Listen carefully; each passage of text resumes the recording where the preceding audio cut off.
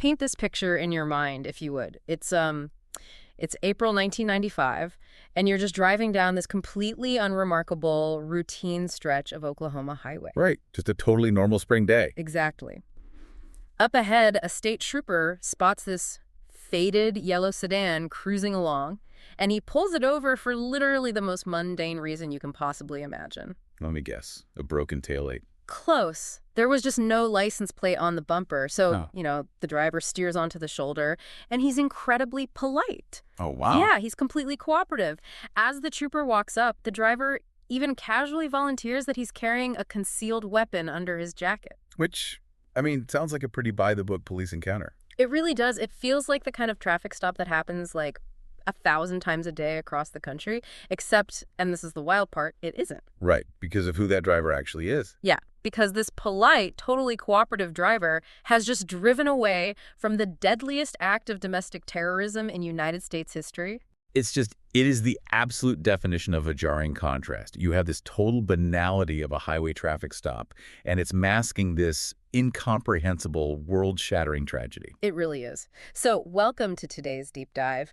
Our mission today is to really explore the biographical narrative of that driver. Timothy McVeigh. Right.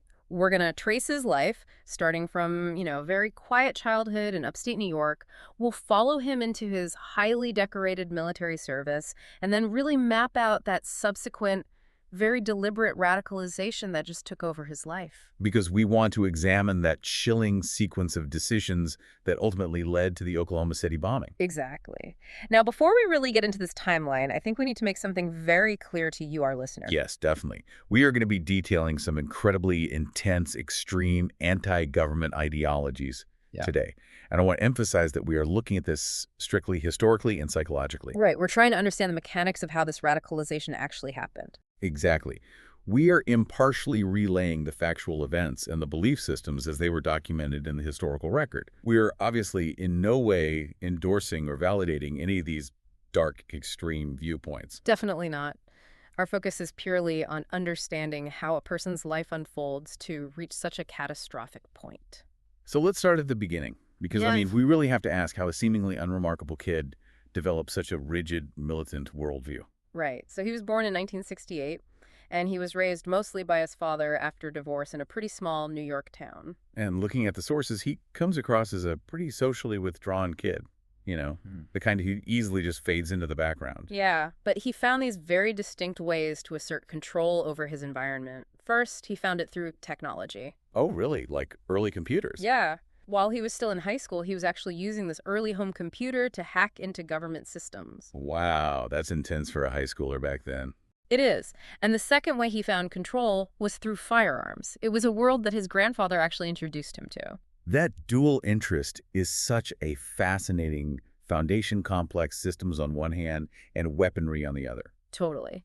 So he briefly tried attending a local college, but he ended up dropping out. And he started working as an armored car guard. And this is where that interest really hardens into an obsession, right? Yeah, exactly. Coworkers noted he was incredibly fixated on guns and survivalist culture. He wasn't just interested as, like, a weekend hobbyist. It consumed his whole identity. Completely. To the point where he'd sometimes show up for his shift wearing these heavy ammunition belts strapped right across his chest. Which feels like a glaring neon sign pointing toward a desire for a military life. Oh, 100%. And at age 20, he does enlist in the Army. And he doesn't just survive basic training, he completely thrives in that environment. He really did. He became a top-scoring gunner on a Bradley fighting vehicle. Right, and he serves in the Gulf War, earns a Bronze Star, gets promoted to sergeant. When I look at this progression, I see someone searching for, like, an ultimate set of rigid rules to live by. That's a really sharp analogy. Yeah, because first he finds that predictability in computer code, then in the mechanical certainty of firearms, and finally, he finds it in the strict, overarching hierarchy of the military. It provided a framework where everything in his life finally made sense. There was a clear chain of command, a defined enemy, and ordered existence. But that same environment also exposed him to some really immense trauma, didn't it? It did. During the Gulf War, he was credited with this incredible marksmanship from extreme distances. But he also witnessed the horrific aftermath of mechanized warfare firsthand. Right. He was reportedly deeply disturbed by the sheer carnage he saw on the battlefield. specifically along this major highway where retreating enemy forces had been completely decimated. Oh, wow. So the scale of that destruction left a lasting mark on him. A huge mark. Yet, even while he's succeeding in being decorated, there are these early, deeply unsettling signs of extremism popping up. Like what? Well, for instance, he bought a trial membership to a white supremacist group. Wait, really? While he was in the military? Yeah. Now, the sources note he claimed he didn't actually care about their racist tenets. He supposedly just wanted this shirt they sold that promoted white power. Why? He argued that he felt there was a double standard in the military regarding racial pride attire. That's wow. Yeah. He eventually let that membership lapse, though, because his focus was entirely directed at anti-government ideology rather than racism. So he was already beginning to view the federal government, the very entity he was sworn to serve, as an oppressive force. It is a profound psychological contradiction. Yeah. He is wearing the uniform of the state while simultaneously viewing the state as an enemy. So what was the internal catalyst there? Because he clearly thrived in the military structure, right? He was highly decorated. Why does a soldier turn his tactical training against his own command structure? The catalyst was just this profound, ego-shattering sense of failure and rejection. How so? After the Gulf War, his ultimate ambition was to join the Special Forces. That was his dream. But the assessment process is incredibly grueling. It's designed to push candidates to their absolute physical and mental limits. And he didn't make it. He dropped out on the second day. The second day. Oh, wow. Yeah. He cited physical unreadiness, and that decision essentially ended his military ambitions entirely. He took a discharge and suddenly found himself back in the civilian world. Stripped of his uniform, his rank, his entire identity. Completely adrift, and his civilian life was, frankly, a disaster. Yeah, I read about this. We're talking dead-end jobs. He was accumulating gambling debts, dealing with romantic rejections. He just couldn't find his footing at all. This is the critical juncture where personal failure synthesizes with systemic scapegoating. What do you mean by that? Well, when a person's internal locus of control shatters, meaning they feel completely powerless in their personal life, they can't pay debts, they failed their dream career, the mind desperately seeks an external explanation. To avoid the pain of that personal failure. Exactly. So his personal frustrations mutated into this extreme anti-government paranoia. He started claiming the Army had implanted a tracking microchip in his body. Seriously, a microchip? Yes, and he circulated theories that intelligence agencies were smuggling narcotics to fund covert operations. He wrote these furious letters to politicians complaining about taxes and warning about a violent civil uprising. So he was completely radicalizing in plain sight. He was. And the events that seemed to pour absolute gasoline on this paranoia were the 1992 standoff at Ruby Ridge in Idaho and then the 1993 siege in Waco, Texas. Waco in particular became an absolute obsession for him, didn't it? It did. He actually drove down to Texas during the standoff just to hand out literature. He had the decals on his vehicle expressing that if the government banned firearms, he would willingly choose to live as an outlaw. That's a massive escalation. It is. But the critical psychological link at Waco was the government's decision to use chemical tear gas on the compound. Right, break that down for us, because we hear tear gas and we usually think of like crowd control at protests, but this was a very specific compound, wasn't it? Yes, it was CS gas, which is a highly potent riot control agent. Physiologically, it causes an intense burning sensation in the respiratory tract, uncontrollable watering of the eyes, and this terrifying feeling of asphyxiation. That sounds horrific. It is. And he knew intimately how painful and panic-inducing it was because he had been exposed to it during his military basic training gas chamber exercises. Oh, so it was personal for him. Very personal. The thought of that specific chemical being pumped into a building containing civilians, including children, completely infuriated him. It became the visual proof he needed to justify his worldview that the government was tyrannical. It's just wild to think about. Today, we are so used to hearing about people being radicalized by internet algorithms pushing extreme content into their social media feeds. Right, the digital pipeline. Exactly. But what blows my mind is that he basically built his own analog echo chamber. He drove thousands of miles across the country on the gun show circuit. Out of the trunk of his car, basically. Yeah. Selling survivalist gear and extreme anti-government novels, he essentially sought out and constructed a physical community that validated and amplified his grievances. It provided a ready-made narrative for him. How does that narrative bridge the gap, though? Like, how did these personal failures, the deaths, the lack of a career, fuse so perfectly with broad political events to create a violent ideology? Well, the gun show circuit told him, your life isn't failing because you dropped out of special forces or because you have gambling debts.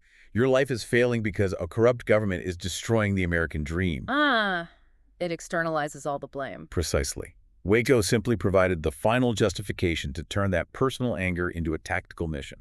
So let's move to that terrifying shift. We are going from a man with angry opinions to a man actively plotting mass violence. How does a grievance actually become a physical plot? After Waco, his rhetoric sharply escalates. He starts leaving answering machine messages, referencing historical quotes about choosing liberty over death, and he begins experimenting with small explosives. And crucially, this is when he reconnects with his former army buddies, right? Terry Nichols and Michael Fordia. Yes, he lived with them at various times in Michigan and Arizona, and with Nichols, he actually starts buying bulk agricultural fertilizer and combining it with household chemicals on a farm. Just to test the chemical reactions. Exactly, just testing them. But his target selection evolved drastically, right? Because he didn't start out wanting to blow up a massive building. No, not at all. His initial brainstorming was much more targeted. He envisioned a campaign of assassinations. Who was he targeting? He wanted to kill specific federal judges, federal agents, and the Attorney General as direct retaliation for the events at Waco and Ruby Ridge. Wow. But as he looked at it tactically, he realized the logistics of a widespread, ongoing assassination campaign were nearly impossible for a small group to sustain without getting caught immediately. So he pivoted. He did.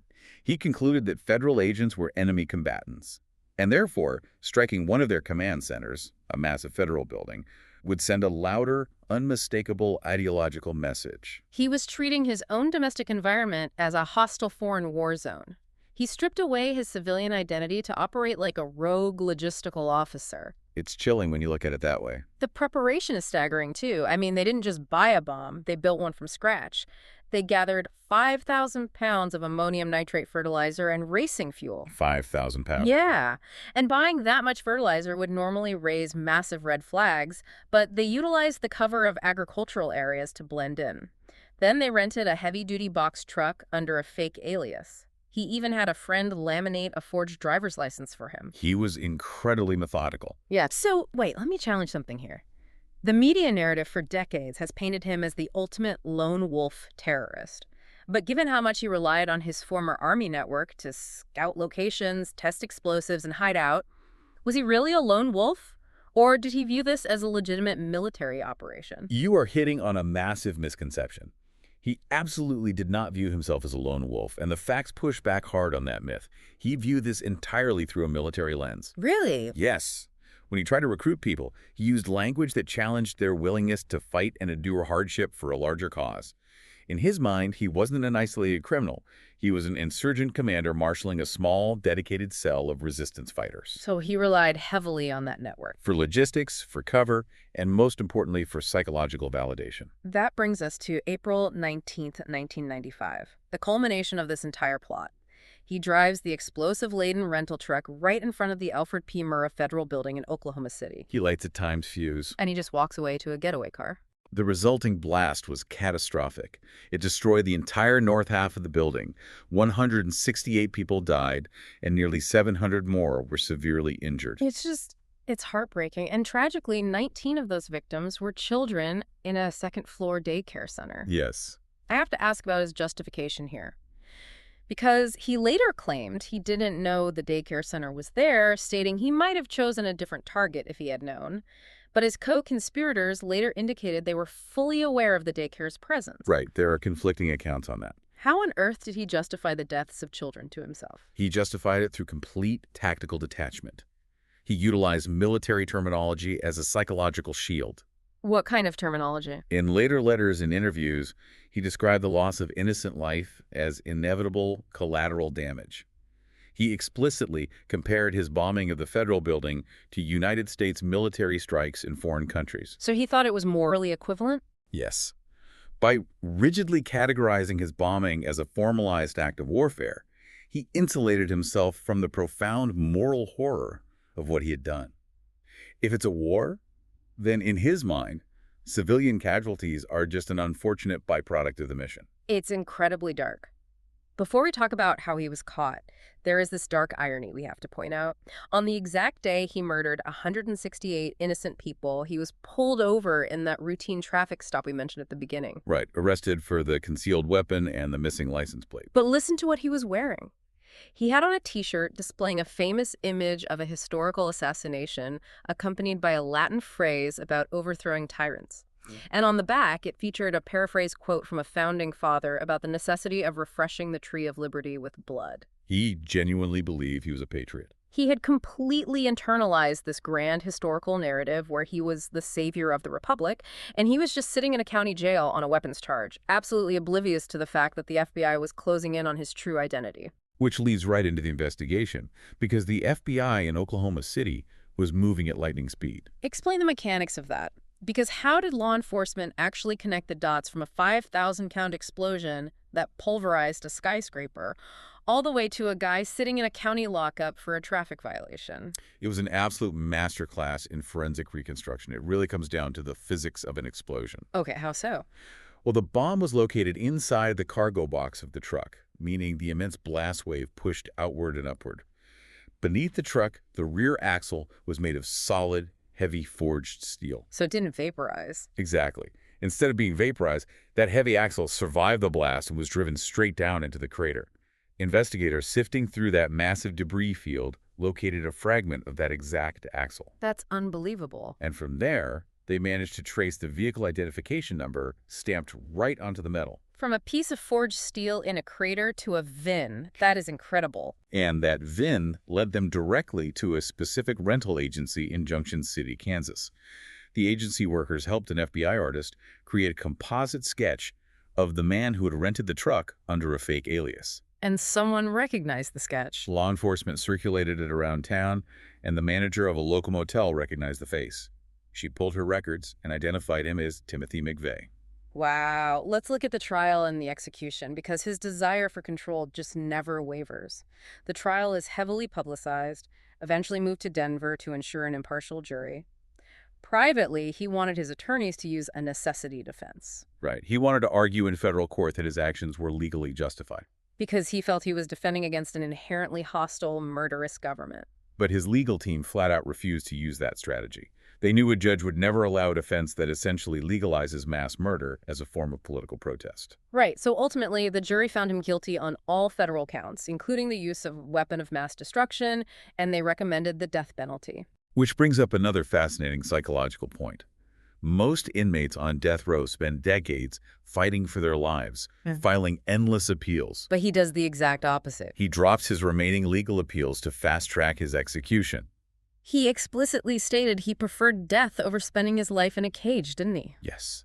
And in June 2001, just over 6 years after the bombing, he becomes the first person executed by the federal government in nearly 4 decades. Even in those final days, he was fiercely protecting his own narrative.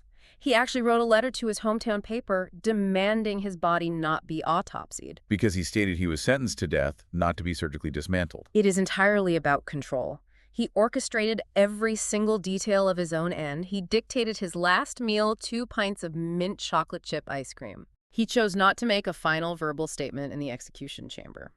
Instead, he handed out copies of a famous Victorian poem. We obviously won't quote it here, but it's a piece of literature heavily focused on having an unconquerable soul and remaining the absolute master of one's own fate, despite crushing circumstances. It's so curated. It is. And interestingly, despite claiming his whole life that science was his religion and identifying as an agnostic, he requested and accepted Catholic last rites right before the end. That's a profound contradiction right at the finish line. How does this final display of control fit into his lifelong obsession with absolute autonomy? It tells us that for him, the narrative he constructed was vastly more important than his own physical survival. Admitting remorse or fighting to live in a small concrete cell would mean surrendering control to the very government he hated. So he had to write his own ending. By dictating the terms of his death, by choosing a stoic poem, by orchestrating the optics, he even used a decoy hearse to prevent a media spectacle outside the prison. He was attempting to solidify his status as a martyr.